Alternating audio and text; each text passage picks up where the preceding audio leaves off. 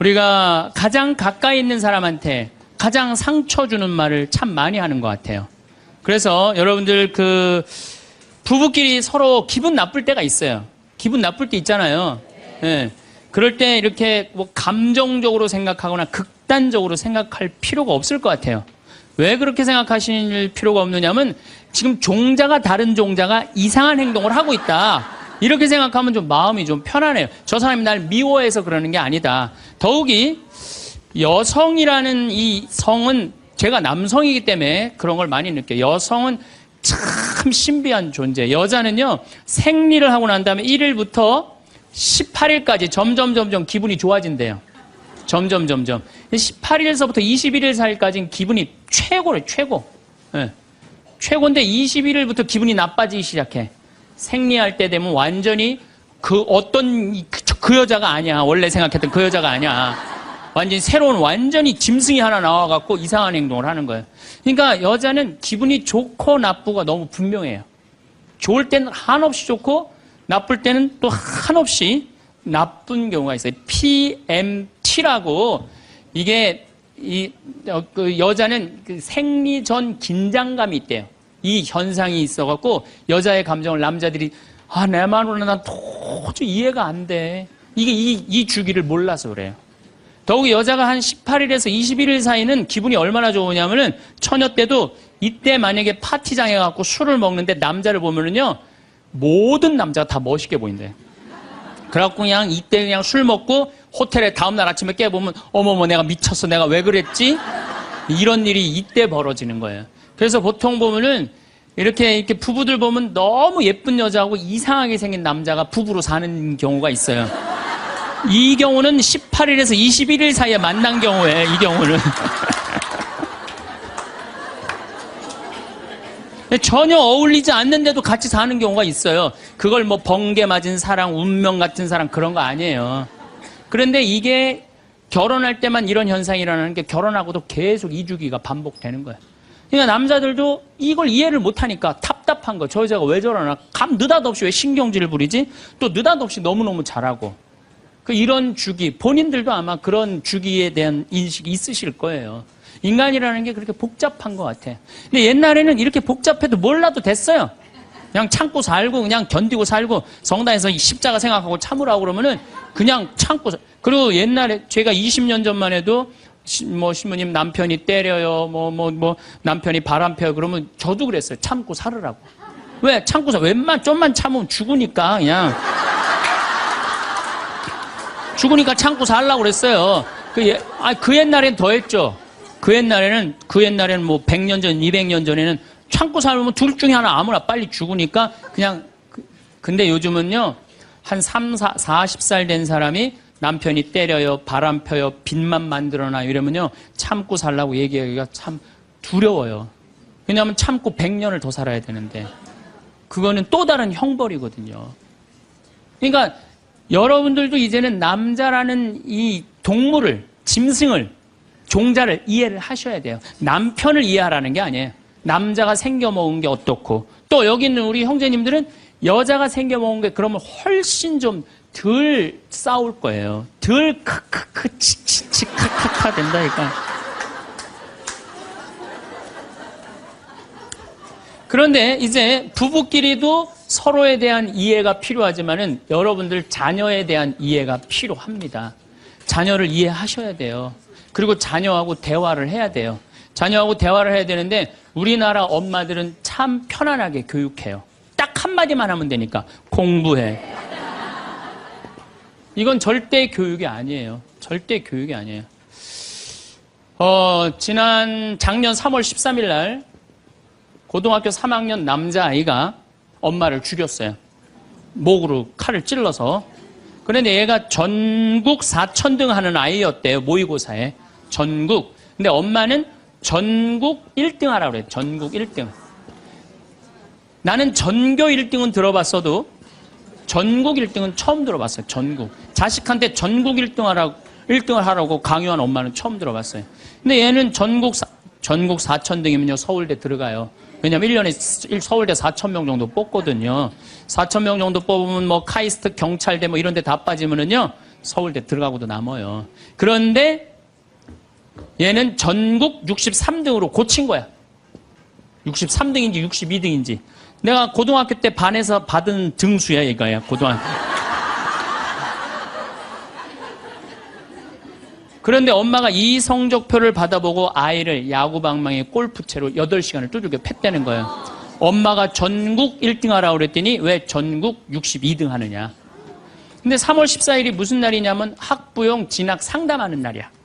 얘는 전국 62등도 8시간 두들겨 맞았는데 이거 전국 4,000등 걸리면은 나는 죽는다. 그래갖고 엄마를 미리 죽인 거예요. 얘 지금 감옥에 가 있어요. 1차 재판 끝났어요. 3년형인가 지금 나왔어요. 나는 얘는 엄마를 죽였다고 생각하지 않아요. 시험 감독관을 죽인 거예요. 시험 감독관을. 근데 우리는 자녀들한테 공부하라는, 왜 공부해야 되는지, 인생에 대한 철학, 삶의 진리 이런 얘기 전혀 하지 않아요. 그냥 무조건 공부하라. 무조건 공부하라 그래. 그러니까 애들이 왜 공부해야 되는지도 모르고 부모가 하라고 그러니까 지겨워도 하는 거예요. 그러니까 부모가 지겨운 거예요. 부모가 지겹고 부모하고 말을 섞기 싫고. 여러분들 맨날 초등학교 이제 한 5학년만 되면은 남편이 맨날 술 먹고 들어와. 남편이 요즘 경기가 안 좋아갖고 400만 원을 벌어야 되는데 150만 원밖에 못 벌어. 400만 원을 벌었는데 150만 원밖에 못 벌어. 그래갖고 남편이 걱정이 돼갖고 맨날 술을 먹고 들어와요. 그러면은 엄마가 한다는 소리가 그래요. 지겨워 죽겠어. 뭐하러 나하고 결혼했어. 술하고 결혼하지. 내가 이혼을 하든가 말든가 해야지. 아빠는 맨날 술 먹고 들어오고. 초등학교 5학년만 되면은 여자의 초등학교 5학년 애들 눈치가 빨라요.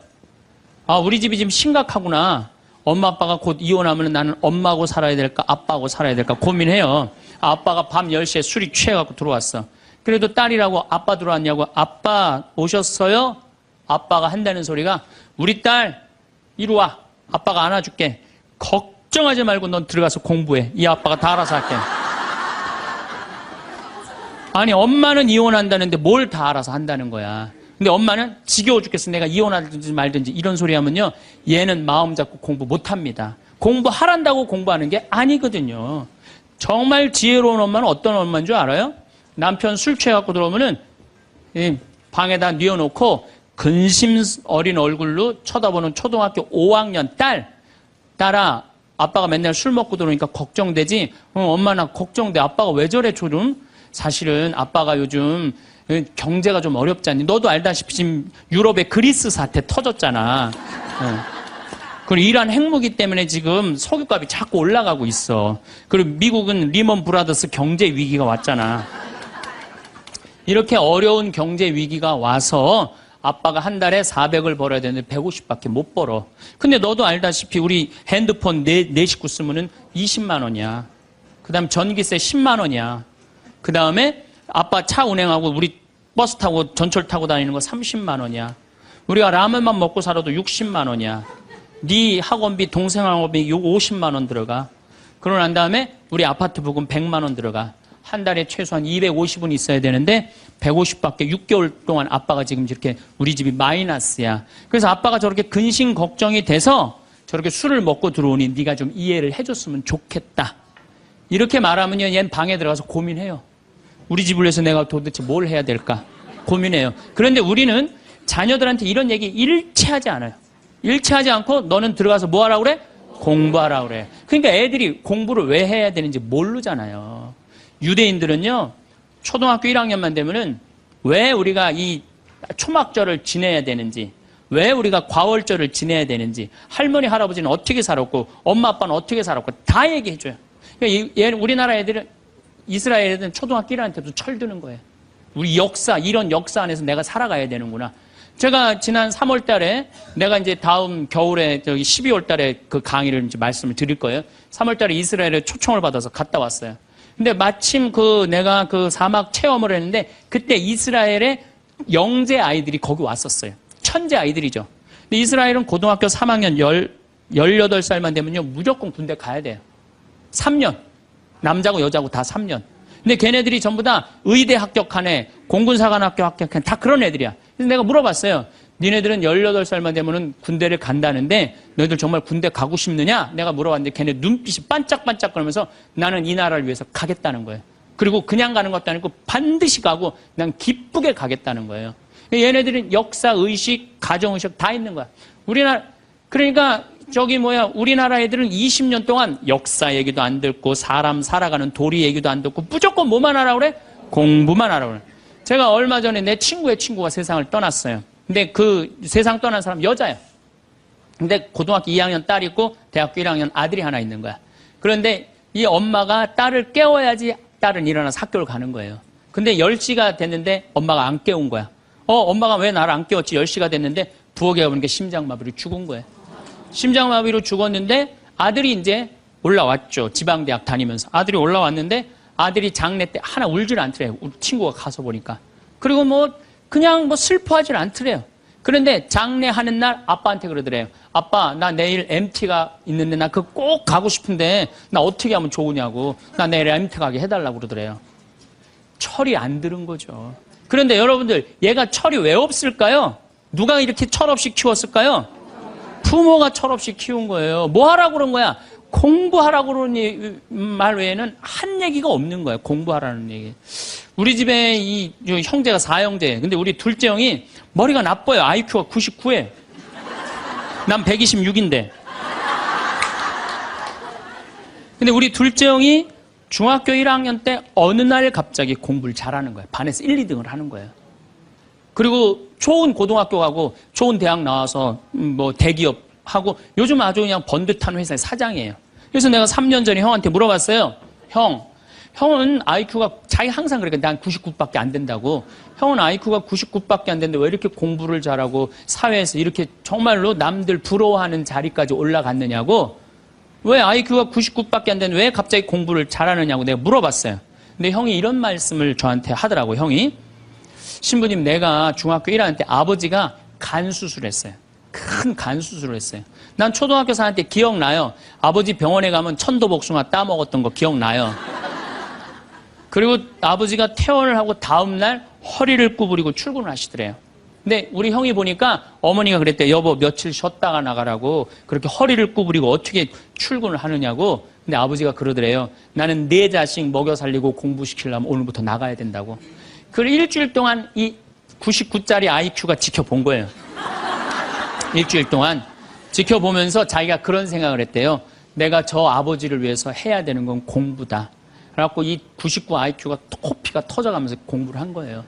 근데 그 아들은 내가 봐도 그때부터 효자인데 지금까지도 효자예요. 왜? 부모의 삶에 동참했기 때문에.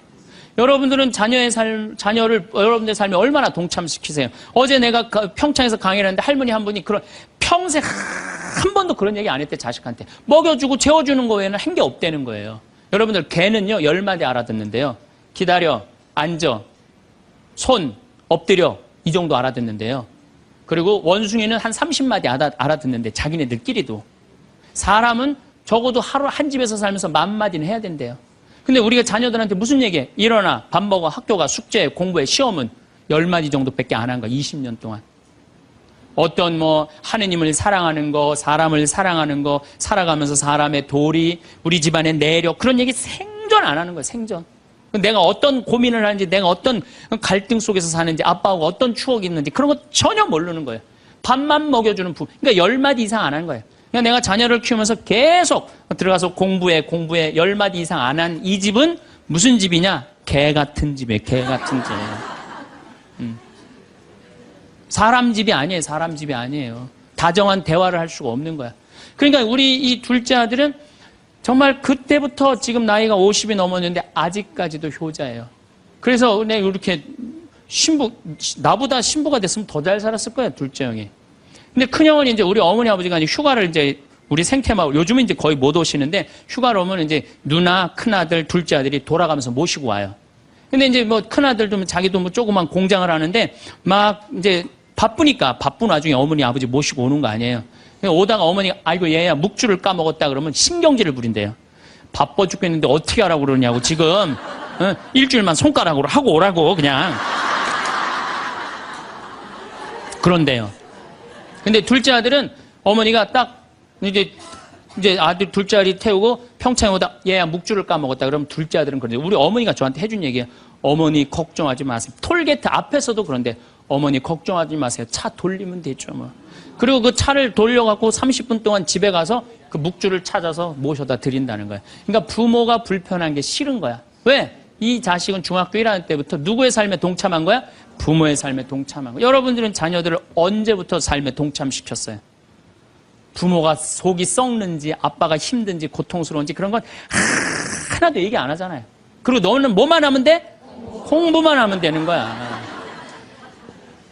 저는 요즘 우리 사회가 지금 굉장히 거칠다 그래요. 왕따, 그 다음에 학원 폭력, 성폭력, 굉장히 뭐 아주 충격적인 사건들이 많이 벌어지잖아요. 내가 보기에는 이거는 다 집안에서 교육이 잘못, 말이 안 통해서 그래.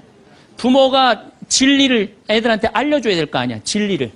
그리고 하느님의 사랑도 알려줘야 되고. 근데 그런 얘기 생전 안 하는 거예요.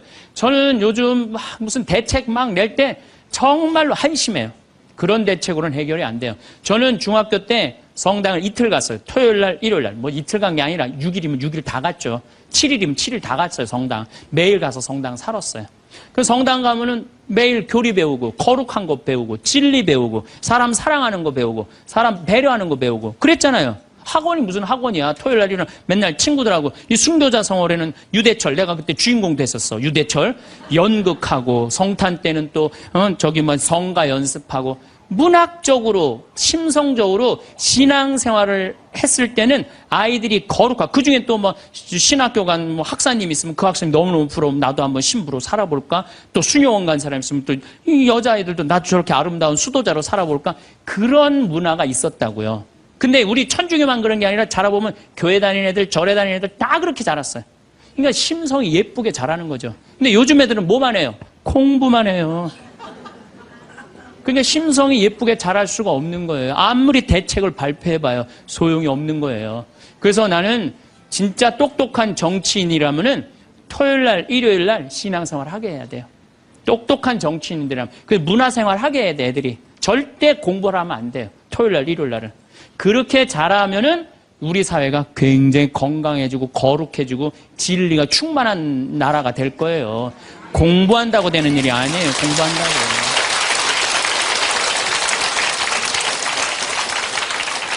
그러니까 자식들하고 대화를 하려고 해도 대화를 해본 적이 있어야지 대화를 할 거 아니야. 공부하라는 말 외에는 해본 적이 없는데. 그래서 엄마 명동에 어때? 좋았어? 좋았어. 어떻게 좋았어? 그냥 좋았어. 넌 들어가서 빨리 공부해. 자, 그렇다면은 내가 어떻게 하면 대화를 잘할 수 있을까? 말을 잘할 수 있을까? 첫 번째, 들어라. 우리가 이게 부족해요. 듣는 게 부족해. 우리나라 사람들이 듣는 게 부족해. 제가 평택에서 본당 신부할 때 교우가 한 5,000명 됐었어요. 본당 신부 혼자 하는데 하루에 고해성사를 200명, 300명이 보는 거예요. 너무너무 힘든 거야. 그러니까 내가 주일날 막 교우들이 1분 이상 고해를 하면 막 신경질이 나는 거야.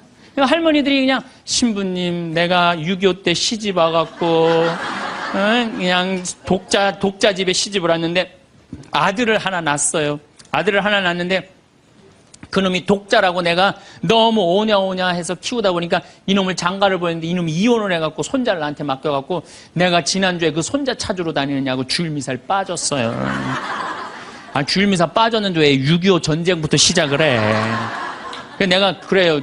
저 교우들한테 항상 교육할 때 죄는 간단히 죄 진 것만 얘기해라. 과정은 설명하지 말고.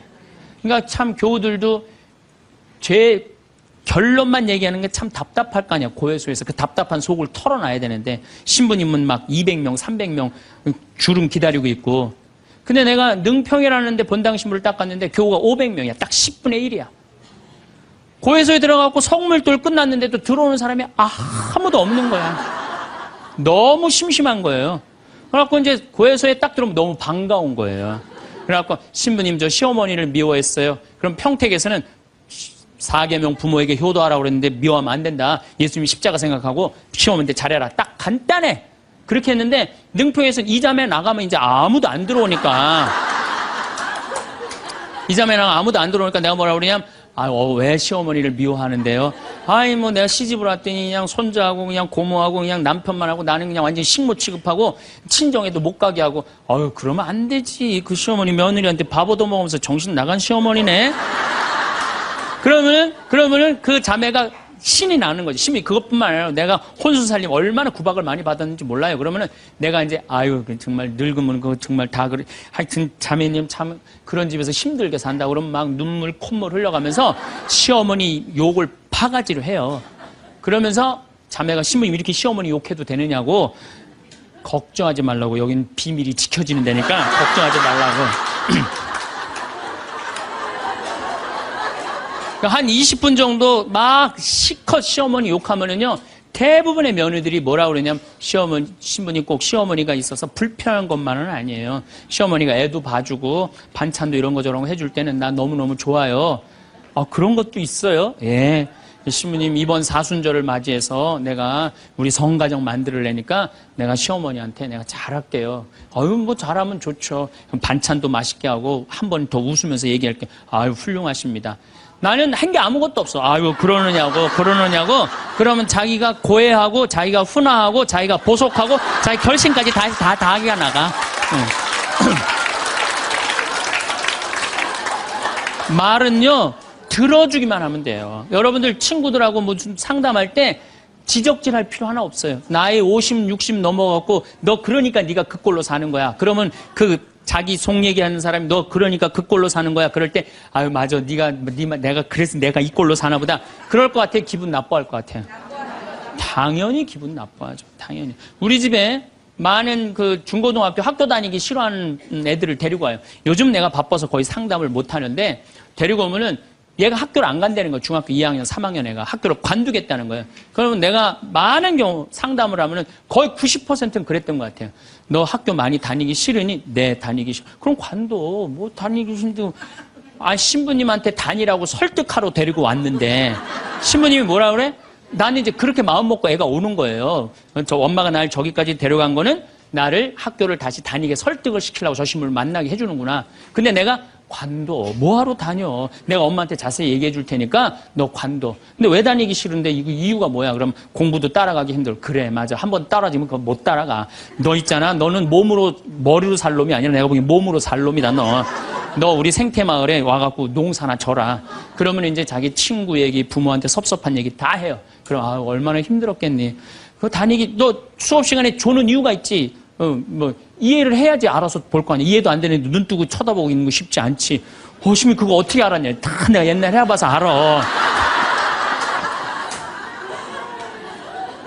한 시간 동안 얘 공감, 동감 해주고 고개만 끄덕여주면요. 얘네들이 거의 끝날 때 뭐라 그러는지 알아요? 신부님 막 그래도 아무리 생각해봐도 중학교는 졸업해야 될 것 같아요. 아니야. 중학교 졸업할 필요 없어. 나중에 네가 철 들으면 졸업해도 돼. 자퇴 그냥 하는 걸로 하자. 아니에요, 신부님. 중학교 졸업하는 게 나을 것 같아. 그래? 그러면 가서 한번 다녀봐. 다니다 힘들면은 꼭 나한테 얘기하면 내가 꼭 엄마한테 얘기해 줄게. 그래서 중학교, 고등학교, 대학 졸업한 애들 많아요. 아직도 연락하는 애들이 많아요. 신부님 감사하다고. 그러면 내가 아이하고 면담할 때 엄마들이 나한테 이렇게 신부님 무슨 얘기 했느냐는 거예요. 무슨 얘기? 난 한 얘기 아무것도 없어요. 그냥 고개만 끄덕여 준 거예요. 그런데 여러분들은 자녀들한테 대화할 때 뭐를 얘기해요? 조금만 고생하면 너 괜찮을 텐데 왜 그 고생을 안 하느냐? 너 저 2년, 3년만 지나면 대학 들어가면 너 마음대로 할 텐데 너 공부해. 걔는 지금 지옥 같은데. 그러니까 강요하는 거야. 대화가 아니야. 대화가. 그러니까 안 되는 거예요. 인도에는요. 대화를 하면은요, 이호덕 선생님이라고 글 우리말 쓰기 아주 돌아가셨는데 책 잘 쓰는 분 계셔요. 그분 책에 그런 내용이 나와요. 인도에 여행을 하는데 사람들이 대화를 하면서 그러더래요. 아차 그러더래요. 아차. 얘네들이 우리나라처럼 뭐 물건 까먹어 아차 그러나 그랬대요. 근데 학교 수업에 갔는데 애들이 선생님을 보고 아차 그러더래요. 그래서 그게 무슨 뜻이냐 그러니까 내가 지금 네 이야기를 들어주고 있으니까 네 말이 맞다라는 뜻으로 내가 아차 해주는 거. 네 말이 사람이 지금도 고개를 끄덕이는 분들 그게 참 중요해요. 고개를 끄덕이는 게 중요한 거예요. 그래서 나는 이렇게 교우들이 상담하거나 우리 신부들이 가끔 상담 올 때도 있어요. 특히 신부들이 상담 올 때는 내가 거의 말 안 해요. 자기네들 다 하니까 고개만 끄덕여 주는 거예요. 고개만. 그럼 뭐 관두겠다 뭐 이런 신부들도 그냥 계속 고개만 끄덕여 주는 거예요. 한 3시간, 4시간 계속. 그러면 3시간, 4시간 정도 이제 가겠다고 일어나잖아요? 그럼 내가 못 일어나요. 너무 흔들어갖고 어지러워서. 그런데 놀랍게도 답을 찾아가는 신부들이 많아요. 답을 찾아가서 사지로 잘 살아요. 내가 여러분들 나이 30, 40 넘어서 답 모르는 사람이 있어요. 인생에 답 모르는 사람이 있어요.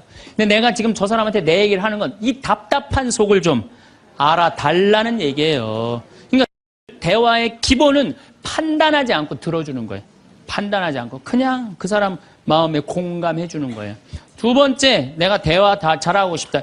이기려 하지 마라. 우리가 이 대화에 이게 뭐예요? 이 쥐래. 이기려고. 말하면 내가 꼭 저 사람을 설득해서 이기려고 그래. 근데 여러분들 설득이 돼요? 안 돼요. 내 남편도 설득이 안 되는데. 그렇죠? 네. 내 자식도 설득이 안 되는데 남이 설득이 되겠어요? 그러니까 종교 얘기, 정치 얘기, 이데올로기 얘기 이런 얘기는 하는 게 아니에요. 근데 그냥 꼭 내가 어디 강의 가면 제일 당황스러운 게 그거야. 신부님 이번에 대통령 어떻게 될까? 신부님 박근혜에 대해서 어떻게 생각하느냐고. 이건 미치는 거예요. 이 사람이 전라도 사람인지 경상도 사람인지 아니면 이 사람이 페미니스트인지 아니면 남성 우월주의인지 모르잖아요. 그러니까 그런 정치 얘기를 끊을 때 싸움이 일어나게 돼 있는 거예요. 그리고 그건 설득이 안 돼요. 사람은요, 안 변합니다. 웬만하면 안 변해요. 변하기가 쉽지가 않아요. 여기 계시면 여러분들 변할 것 같아요? 변하기 쉽지 않아요. 이스라엘 백성이 400년 동안 이집트에서 종살이 했어요. 그리고 이제 이스라엘에 딱 들어가려고 그러는데 조금 더 걸렸어요. 왜? 하느님이 가만히 보니까 종살이 하던 습관을 못 버리는 거야. 계속 불평하고 자기 스스로 뭘 해나가야 되는데 하느님이 고민을 하다가 얘네들은 안 바뀌겠다. 400년 동안 이 몸에 배갖고 그래서 이제 이집트는 떠나왔으니까 어떻게 40년 동안 보름이면 가요. 그 이집트에서부터 이스라엘까지 보름이면 가는 거리인데 40년을 떠돌아다니면서 그 노예살이에 몸에 뱉던 사람을 다 죽여요. 그리고 완전히 새로운 사람만 다 들어가요.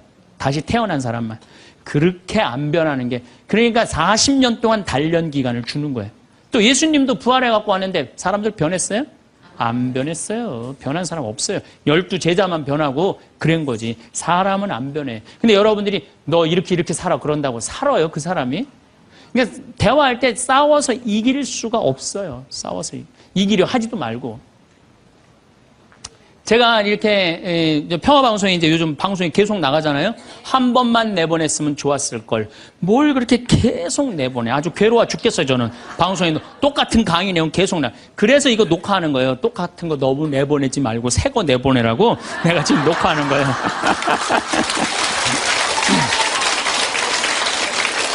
그런데 우리 PD님이 나한테 그러는 거예요. 신부님 시청률이 1위라는 거예요. 정말 기분이 좋더라고요. 그리고 이제 평화방송 다시 보기에도 보면은 댓글이 고맙다 막 쫙 올라와 있어요. 자긴 종교가 다른데도 내 걸 본대요. 그런 분들도 많아. 그런데 딱 한 사람이 천주교 성직자 맞음 이렇게 썼어요. 성직자 맞음 이렇게 썼어. 기분 굉장히 나쁘게. 왜? 내가 행복농 강의하면서 평화방송 다시 보기를 하면 1,000원을 내야 돼요. 1,000원을 받으면서 내가 행복농 강의하니까 너 가증스럽다 이거야. 너 성직자 맞냐 이거야. 천주교 신부 맞느냐 이거예요. 그러니까 네가 진짜 행복농 강의 제대로 하려면 받지 말아라 이거예요. 근데 나는 안 받아요. 평화방송이 받는 거지 나는 안 받아요. 나 거기서 받아갖고 평화방송에 나 돈 한 푼도 안 줘요. 그리고 300K로 보면 무료로 볼 수 있어요 또.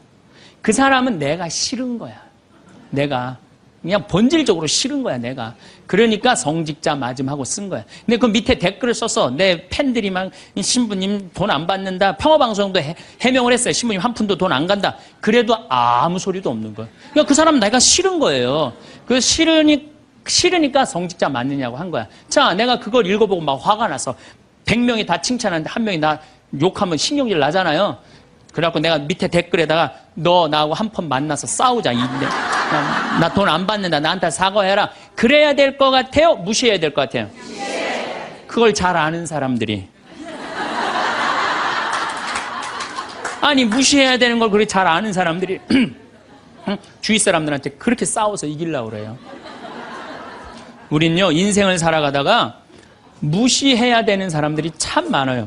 여러분들 야구 아시죠? 야구. 투수가 있고 포수가 있어요. 그렇죠? 타자가 있어, 타자가. 타자가 이제 좋은 타자는 어떤 타자냐면은 하늘로 올라가는 볼을 치는 타자가 훌륭한 타자입니까? 땅으로 떨어지는 볼을 치는 타자가 훌륭한 타자입니까? 와일드 피치라고 완전 뒤로 빠지는 볼을 치는 타자가 훌륭한 타자입니까? 아니면 스트라이크를 제대로 골라서 이 스트라이크를 치는 타자가 훌륭한 타자입니까?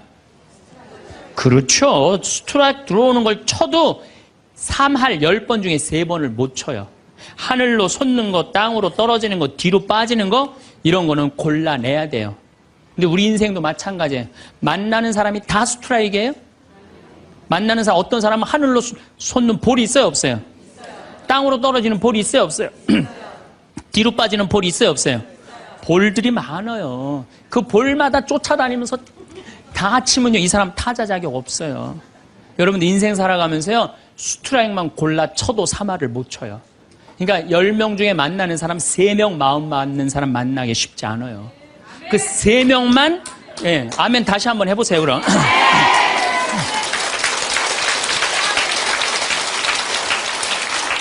그 3명하고만 잘 사귀어도 여러분들 행복해요. 근데 그 7명 때문에 마음 뺏길 필요가 없다는 거예요. 그래서 여러분들 가만히 생각하면 성당에 보면 볼 많아요. 아, 예쁜 옷 입고 갔더니 누굴 홀리려고 그냥 여시같이 입고, 그 볼이야. 그 볼이에요. 상대할 필요 없어요. 걸러내면 돼요. 우리가 인생 살면서요, 저는 제가 이렇게 강의를 하니까 모든 사람이 다 날 좋아할 거라는 생각은 절대 안 해요. 절대 안 합니다. 왜냐하면 내 강의를 듣는데 내 강의 싫어하는 사람들이 있어요. 그리고 그 사람들 자유예요. 얼마든지 싫어할 수 있어요. 내가 그 사람들 무시하는 것도 내 자유예요. 근데 그 사람들은 머리 드밀고 싸우고 이렇게 사느니 죽는 게 낫다. 뭐하러 그래? 나 사랑하는 사람이 훨씬 많은데. 그럼 내가 사랑하는 사람한테 마음을 뺏겨야 될 것 같아요? 염장 지르는 사람한테 마음 뺏겨야 될 것 같아요?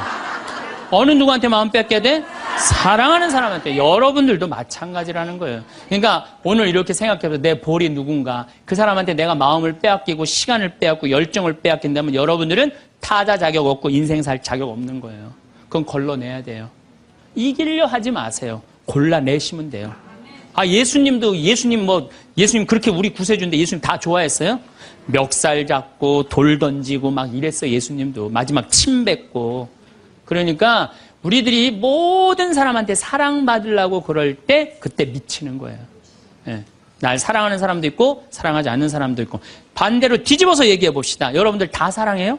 아니요. 여러분들 마음에 안 드는 사람 있어요, 없어요? 있어요. 남들도 똑같은 거예요. 그렇게 생각하면 스트레스 받을 일이 하나도 없죠. 예. 그냥 내 맛있는 거 집 잡혀서 사 먹으러 다니면 돼.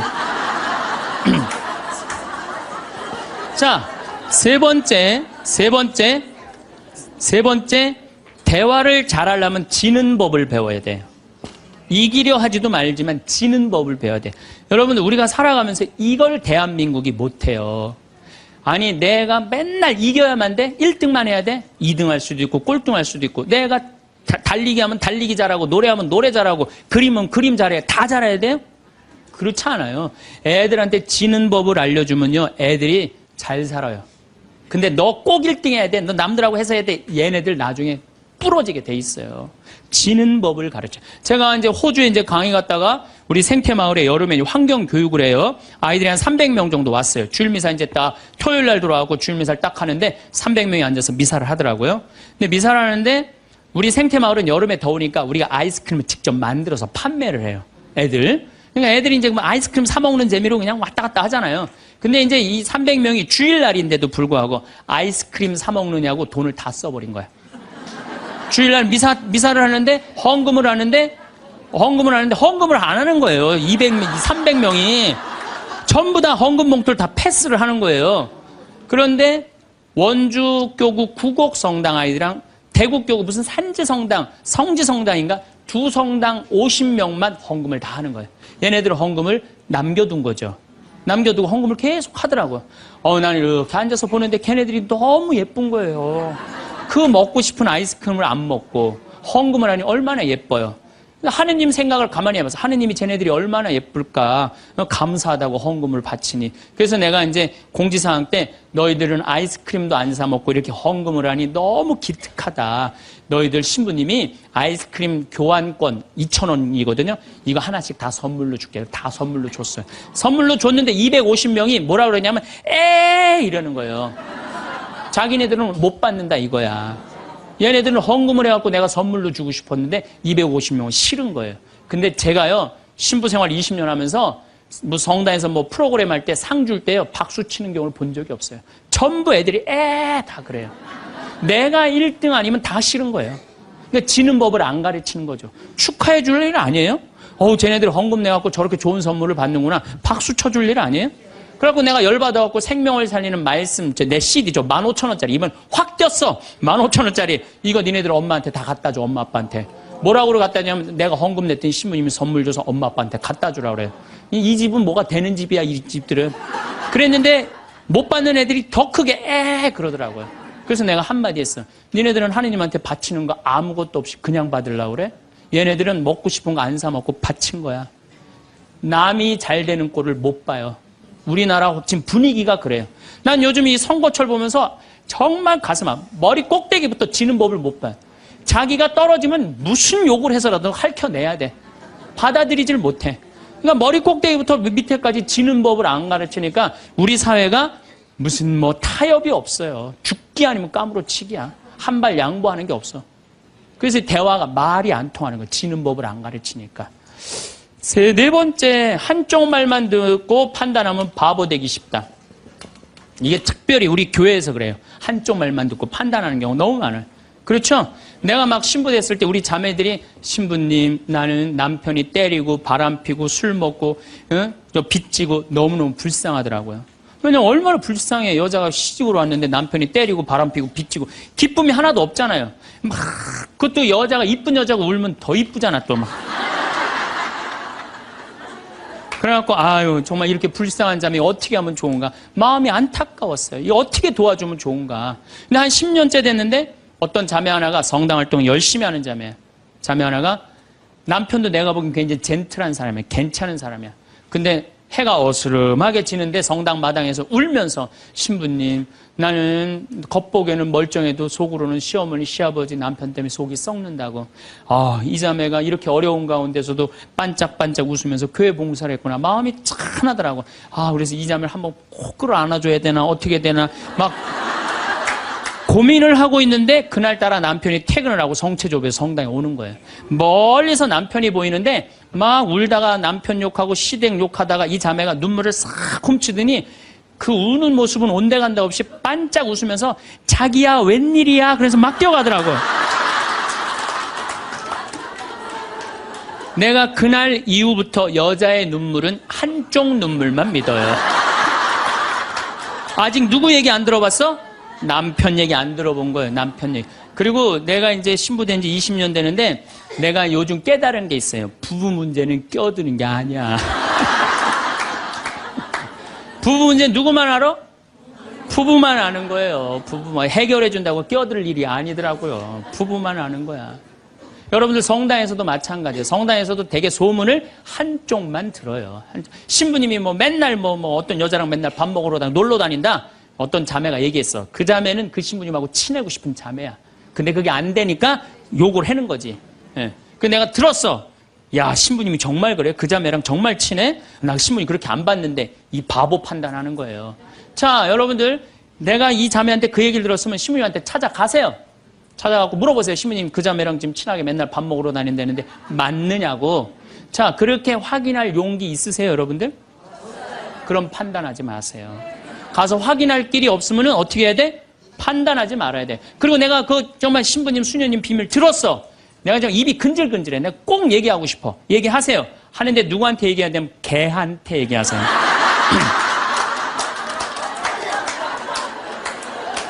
걔한테 얘기하세요. 걔는 말을 옮깁니까? 안 옮깁니까? 안 옮겨요. 사람은 옮겨요. 그래갖고 그 공동체를 깨트리는 경우도 많아요. 그 공동체를 깨트리는. 우리가 신앙생활하면서 얼마나 잘못하는 것 중에 하나가 한쪽 말만 듣고 판단하는 거. 그래서 신앙생활하는 사람 머리가 더 복잡해. 너무나 이상한 소리를 많이 들어갖고. 제가 미국에 강의를 갔는데 자매들이 그러는 거야. 어떤 유명한 신부님이 은퇴하고 장가를 갔다는 거예요. 그래서 아니, 그분이 장가 갈 분이 아닌데 내가 그래. 근데 또 갔는데 또 이번엔 또 다른 대학 유명한 교수 신부님이 은퇴해갖고 장가를 갔다는 거예요. 둘 다 장가를 갔다는 거예요. 여자를 알기를 돌같이 보던 분들인데.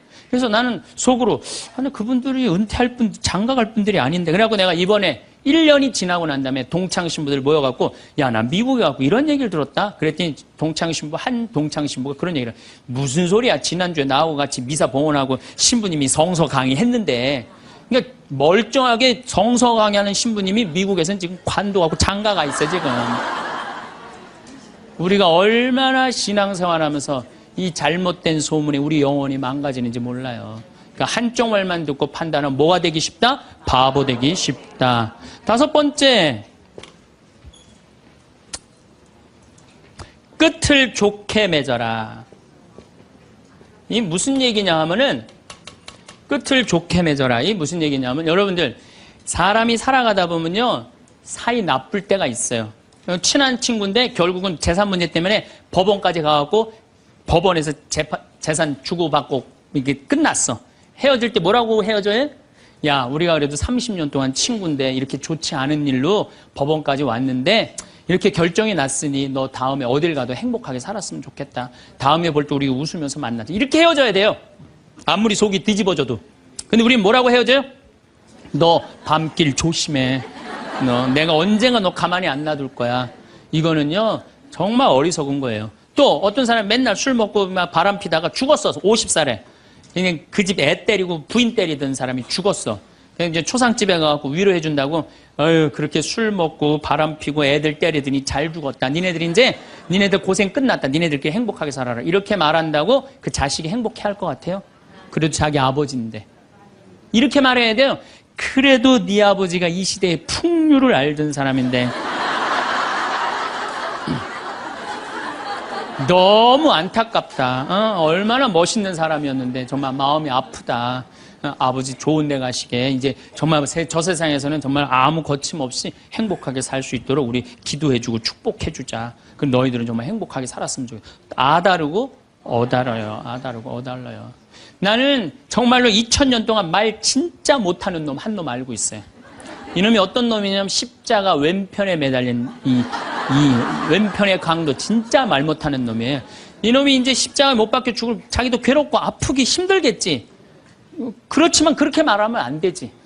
가운데 구세주라는 분한테 뭐라 그래? 네가 무슨 구세주냐? 네가 진짜 구세주면 너도 살리고 나도 살려봐라. 너 구세주도 아니다 이거예요. 그러니까 예수님도 지금 십자가에 못 박혀가고 아파 죽겠는데 이놈이 이상한 소리 하니까 대꾸를 해요 안 해요?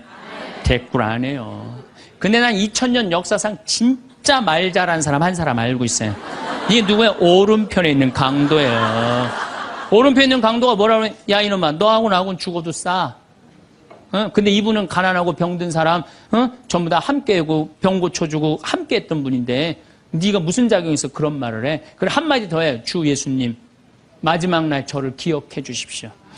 그러니까 왼편에 있는 놈한테는 대꾸도 안 하던 예수님이 가상칠언이라고 십자가에서 7가지 중요한 말을 해요. 다 이루었다.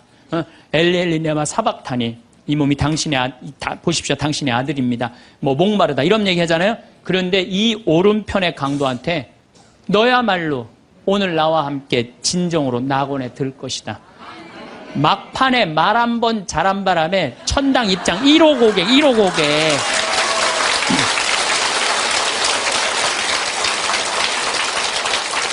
여러분들 우리가 사람이라는 것이요 이 말이요 복을 불러일으키기도 하고 화를 불러일으키기도 해요. 구원까지 결정될 수 있는 게 말이에요. 그래서 나는 이 기가 막힌 말을 어떻게 쓰고 있느냐 제가 성서 한 구절 좀 읽어드리겠습니다. 자세히 알아보기 전에 꾸짖지 마라. 먼저 생각해보고 나서 질책하여라. 듣기 전에 대답하지 말고 남이 말하는 도중에 끼어들지 마라. 너와 상관없는 일로 다투지 말고 죄인들이 시비를 가릴 때 자리를 함께 하지 마라. 꼭 성당에서 신부님 욕하는데 모여갖고 그냥 같이 하는 사람들 위험한 데 앉아 있는 거예요. 죄인들이 시비를 가리는데 자리를 같이 하지 말아요. 하지 마세요. 빠져나오세요. 예, 그건 하느님이 판단할 일이지 여러분들이 판단할 일은 아니라는 거예요. 혀를 절제하는 이는 갈등 없이 살고 뜬 소문을 싫어하는 이는 잘못을 덜 저지르리라. 절대 말을 옮기지 마라. 아무것도 잃는 것이 없으리라. 말을 안 옮기면 잃는 것이 없어. 말을 너무 옮기고 싶어. 누구한테 얘기해? 개한테 얘기하세요. 개한테. 어떤 말을 들었으면 죽을 때까지 묻어두어라.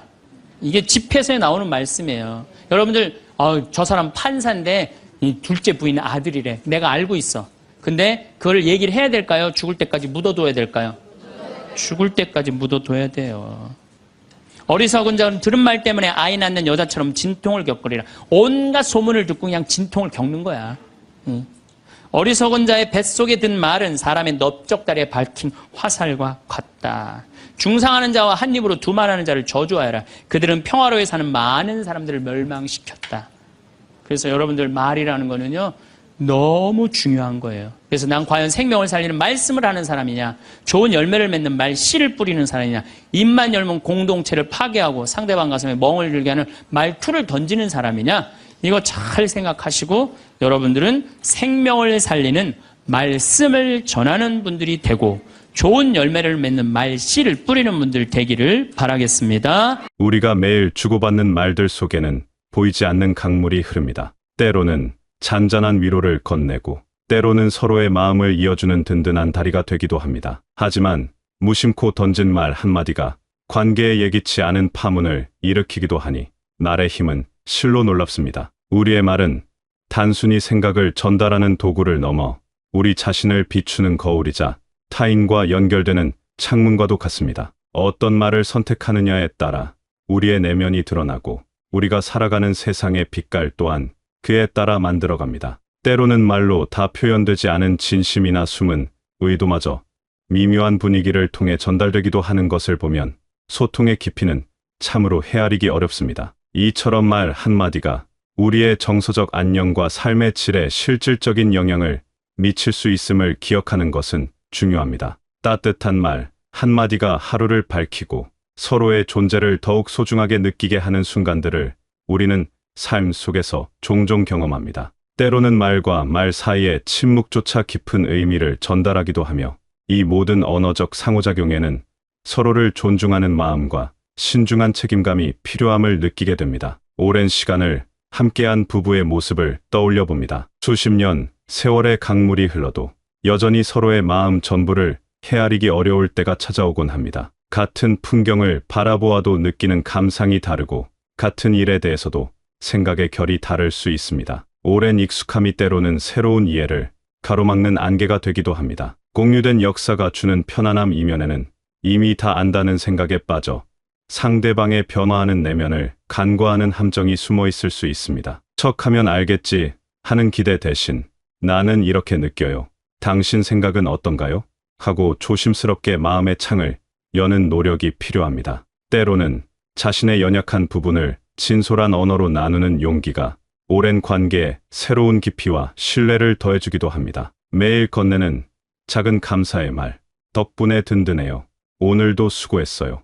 같은 따뜻한 표현들은 오랜 관계에 마르지 않는 샘물처럼 생기를 불어넣습니다. 진정한 사랑은 완벽한 일치가 아니라 서로의 다름을 따뜻하게 바라보며 끊임없이 이해하려는 지속적인 관심 속에서 깊어집니다. 이처럼 서로를 새롭게 알아가는 기쁨은 오랜 약속을 더욱 의미 있고 생동감 넘치게 만들어줍니다. 한평생을 함께하는 여정은 서로라는 깊고 넓은 세계를 날마다 새롭게 발견하고 배워가는 과정 그 자체일지도 모릅니다. 우리보다 젊은 세대, 자녀나 손주들과 마음을 나누는 일 또한 참으로 소중한 일입니다. 때로는 그들의 생각이나 행동이 낯설고 어렵게 느껴질 수도 있습니다. 각 세대는 그들만의 고유한 경험과 시각을 가지고 세상을 살아갑니다. 어른 세대가 삶의 경륜과 지혜를 나눈다면 젊은 세대는 빠르게 변화하는 세상에 대한 새로운 통찰과 감각을 더해줄 수 있습니다. 그들의 시선을 통해 우리는 익숙했던 세상의 다른 면을 발견하고 우리 자신의 생각 또한 확장될 수 있음을 기억해야 합니다. 내가 살아보니 이렇더라 하는 일방적인 가르침보다는 우리가 지나온 삶의 길 위에서 만났던 기쁨과 슬픔, 때로는 넘어지고 다시 일어섰던 경험들을 진솔하게 나누는 것이 좋습니다. 그러한 이야기들은 교훈을 강요하기보다 스스로 생각할 여지를 남겨주며 그 속에서 젊은 세대는 삶의 지혜 한 조각을 발견하고 우리를 한층 더 가깝게 느낄 것입니다. 더욱 중요한 것은 그들의 목소리에 귀 기울이는 것입니다. 그들이 살아가는 세상은 우리가 경험했던 과거와는 또 다른 모습일 테고 그들의 고민과 생각 속에는 우리가 미처 알지 못했던 새로운 가치들이 숨쉬고 있을지 모릅니다. 이러한 열린 소통은 어른들에게도 세상을 보는 새로운 창을 열어주어 상호 성장의 기회가 됩니다. 손주의 서툰 이야기에 맞장구를 쳐주고 자녀의 고민을 묵묵히 들어주는 시간은 그 무엇과도 바꿀 수 없는 깊은 유대감을 만들어줍니다. 이러한 소통에는 인내심이 필요합니다. 서로 다른 경험의 강을 건너 이해에 도달하기까지 충분한 시간을 가지고 기다려주는 마음이 아름다운 관계를 꽃피웁니다. 지혜는 높은 곳에서 낮은 곳으로만 흐르는 것이 아니라 서로 다른 경험을 가진 세대들이 마음을 열고 만날 때 샘물처럼 솟아나는 것입니다. 누군가의 이야기를 진심으로 들어주는 행위는 그 자체로 강력한 치유의 힘을 지닙니다. 우리는 모두 자신의 존재를 인정받고 이해받고 싶어 하는 마음을 가지고 살아갑니다. 판단이나 평가 없이 그저 힘들었겠구나, 내 마음이 그랬구나 하며 따뜻한 시선으로 함께 해줄 때 우리는 큰 위안을 얻습니다. 이는 단순히 귀로 소리를 듣는 것을 넘어 상대방의 감정과 때로는 말로 표현되지 않는 깊은 속내까지 헤아리려는 적극적인 마음의 활동입니다. 이러한 공감 능력은 꾸준한 연습을 통해 더욱 깊어질 수 있으며 자신의 주관적인 생각이나 감정을 잠시 내려놓고 상대방의 세계에 온전히 집중하려는 의지가 필요합니다. 일상에서 공감을 꾸준히 실천할 때 불필요한 오해와 갈등이 줄어들고 한층 평화로운 관계를 맺을 수 있습니다. 마치 길을 잃고 헤매다 발견한 따뜻한 불빛처럼 공감의 말 한마디는 얼어붙었던 마음의 온기를 불어넣고 다시 나아갈 용기를 줍니다. 한 친구가 어려움에 처했을 때 수많은 조언보다 그저 곁을 지키며 그의 감정에 귀 기울여준 다른 한 친구의 모습은 우리에게 많은 것을 생각하게 합니다. 진정한 공감은 상대방의 입장이 되어보는 상상력에서 시작하며 이는 우리 모두가 서로에게 연결되어 있음을 느끼게 하는 소중한 인간 능력입니다. 때로는 나와 다른 생각이나 감정을 마주할 때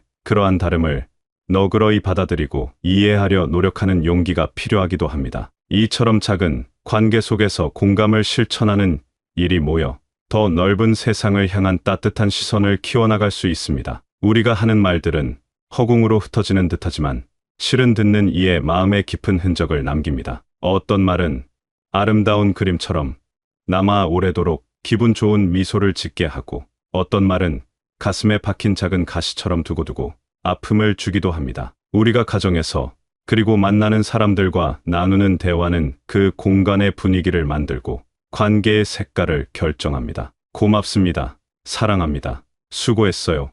와 같은 긍정의 말들이 오가는 곳에는 늘 온화한 기운이 감돕니다. 가족 안에서 자주 반복되는 이야기나 특별한 의미를 담은 표현들은 그 가족만의 독특한 문화를 형성하고 세대를 이어 정체성과 가치관을 전달하는 매개가 되기도 합니다. 나아가 우리가 스스로에게 건네는 내면의 말들 또한 중요합니다. 자신을 격려하고 다독이는 긍정적인 혼잣말은 어려운 시기를 헤쳐나갈 힘을 주며 우리 자신의 가치를 스스로 인정하는 내적인 유산이 됩니다. 우리가 남기는 긍정적인 말의 유산은 다음 세대에게 힘과 지혜를 주는 등대가 될 수 있습니다. 우리의 말은 그렇게 메아리처럼 울려 퍼지며 우리가 떠난 후에도 오랫동안 사람들의 기억 속에 살아 숨쉽니다. 우리가 어떤 말의 유산을 남기고 싶은지, 축복의 언어인지 아니면 마음에 짐이 되는 말들인지를 생각해보는 것은 의미 있는 성찰이 될 것입니다. 결국 우리의 말은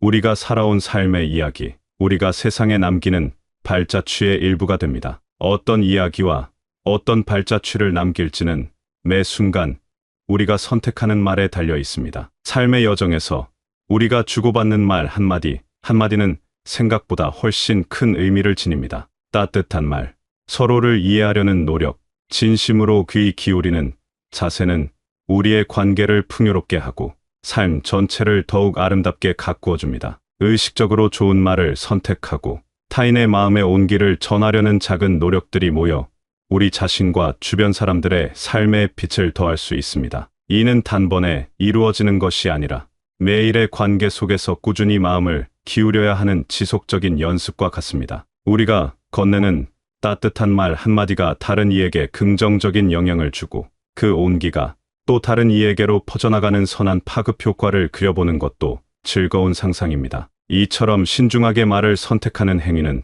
타인에 대한 존중일 뿐 아니라 스스로의 품격 지키는 일이기도 하며 우리 모두가 더불어 살아가는 세상을 조금 더 조화롭게 만드는 데 기여합니다. 오늘 가장 가까운 이들에게 마음을 담은 한마디를 건네보는 것은 어떨까요? 그 말 한마디가 서로의 마음을 잇는 가장 따뜻한 선물이 되고 우리 삶을 의미와 연결, 그리고 평화로 가득 채우는 소중한 씨앗이 될 수 있을 것입니다. 이처럼 말을 통해 마음을 나누는 삶은 우리 자신에게도 깊은 충만감을 선사하며 각자의 가치를 시연하는 아름다운 길이 됩니다. 지나온 모든 순간이 소중한 경험으로 빛나듯 앞으로의 날들 또한 여러분의 따뜻한 말 한마디로 더욱 아름답게 채워질 수 있습니다. 마음에서 우러나오는 진솔한 언어는 언제나 가장 큰 힘을 지니며 주변에 긍정적인 기운을 불어넣습니다. 여러분의 삶 속에 늘 다정한 말들이 넘쳐나기를, 그리하여 매일매일이 희망과 온기로 가득하시기를 진심으로 응원합니다.